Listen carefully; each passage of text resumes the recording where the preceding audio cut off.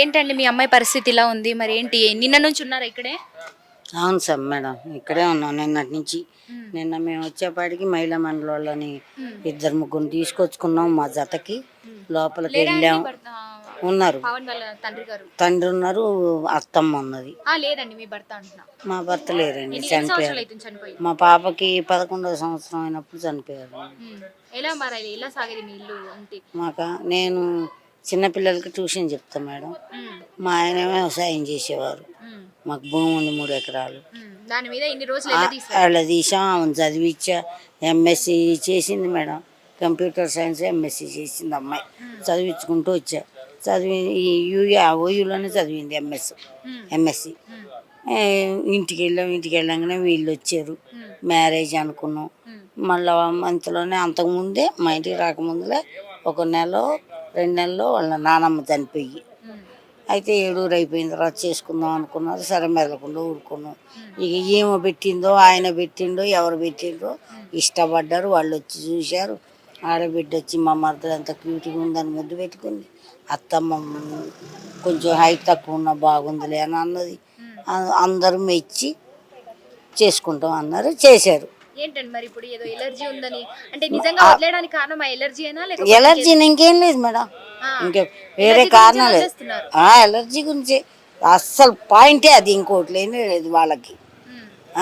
దాని గురించి ఇంతవరకు అంటుకోలేదు, ముట్టుకోలేదు అమ్మాయిని, టచ్ కూడా చేయలేదు. అది ఎప్పుడో తగ్గిపోయింది. మా ఇంటికి వచ్చిన 10 రోజులకి, వారం రోజులకే తగ్గిపోయింది ఆ ఎలర్జీ. దానికి ఒక పేరు పెట్టి సోరియాసిస్ అని మమ్మల్ని ఇంత చేస్తే ఎన్ని చోట్ల సిట్టింగ్ కూర్చోబెట్టినా నాకు అక్కర్లేదు అన్నాడు. ఓకే నాన్న నీకు అక్కర్లేదంటే ఇంకా బలవంతం లేదు, ఒక మధ్య మనిషిని పెట్టుకొని మాకు ఇచ్చేయి, మేము ఇచ్చింది ఇచ్చేయి నీకు. ఇప్పుడు పొలం 2 ఎకరాల పొలం ఇచ్చా, నీ పేరు రిజిస్ట్రేషన్ చెయ్యలేదు, ఇచ్చాను అంటున్నా మేడం, అన్నాను కదా. మరి 12 తులాలు బంగారం పెట్టా, నా బంగారం నాకు ఇచ్చేయండి. ఇప్పుడు వాళ్ళకి ఇష్టం లేనప్పుడు మీరు ఏం చేయదలుచుకోలేరు, కాకపోతే మీ డబ్బు మా డబ్బు మేము పెట్టిన ఖర్చు అమ్మాయికి మరి ఇంత నిందేసింది మేడం. సంవత్సరం అయింది, సంవత్సరం దాకా ముట్టుకోలేదంటే ఎవడన్నా నమ్ముతాడా మేడం? జనాలు నమ్ముతారా? పెళ్ళై సంవత్సరం అయింది, ఇప్పుడు విడిపోతున్నారంటే ఎవరన్నా ముట్టుకోలేదంటే ఎవరన్నా నమ్ముతారా? నా పిల్లకి ఓ సూర్య ఆశీస్ అని పెడుతుంటే మీరే చూశారుగా, రేపు ఇంకొకటి ఎట్లా వస్తాడు?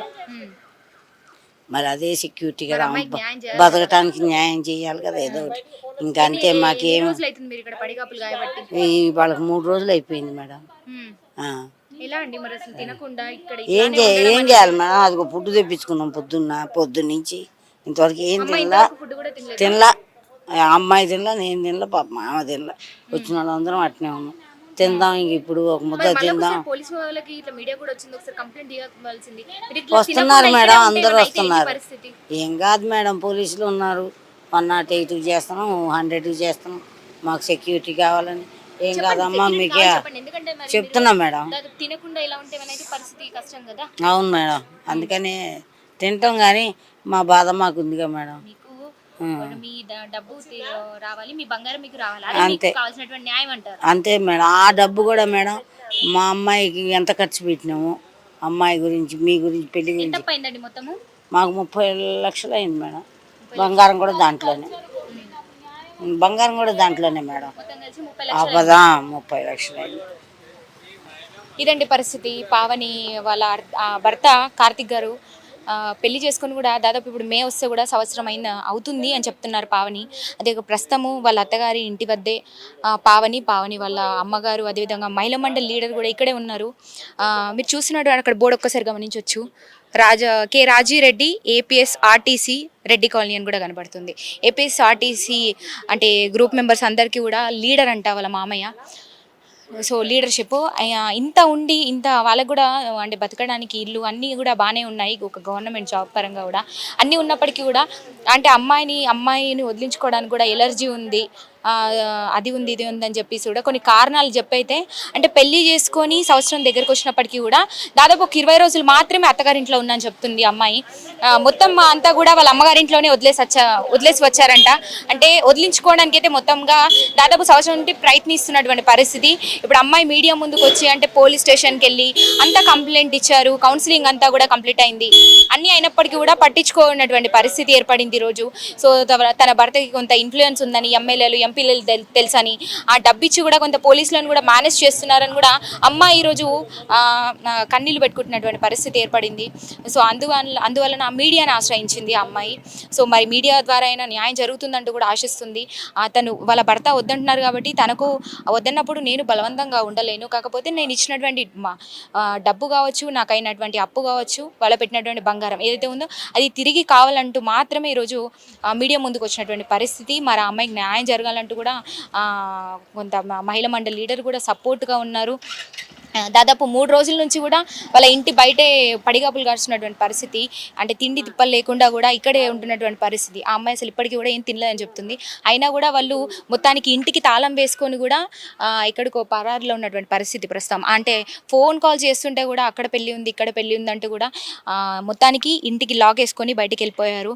మరి ఎప్పుడు వస్తారు ఏంటని కూడా వాళ్ళు వచ్చే వరకు కూడా న్యాయం కోసం ఇక్కడ ఇంటి బయట ఎదురు చూస్తానంటూ కూడా పావని ఈరోజు వాళ్ళ అత్తగారి ఇంటి బయట ఉన్నటువంటి పరిస్థితి ఉంది. రోజు కూర్చొని నా పరిస్థితి బాగోలేదు. ఇంకొకటి ఏంటంటే వీళ్ళ నోటికొచ్చిన మాటలు, ఏం మాటలండి, ఎవరి కోసం నేను అబ్బాయిని ట్రాప్ చేసేదానిలాగా కనిపిస్తున్నానా? వాళ్ళకు కావాలని పెట్టించారు ఇప్పుడు ఈ కామెంట్స్ అవన్నీ కావాలని నన్ను బ్యాడ్ చేయడానికే పెట్టిస్తుర్రు. నేను చెప్తున్నా రేపు మాత్రం వీళ్ళు వచ్చి నాకు ఏందనేది నా న్యాయం నాకు చేయకపోతే నేను ఈ ఇంటి ముందే సూసైడ్ చేసుకొని చచ్చిపోతానండి. నాకు ఇంటికి పోయి అక్కడ బాకీలతో గొడవలు పడి వాళ్ళతో మాటలు అనిపించుకొని చచ్చే కన్నా ఇక్కడే చచ్చిపోతానండి. ఈయన పెళ్ళంగానే ఈడే సస్తా.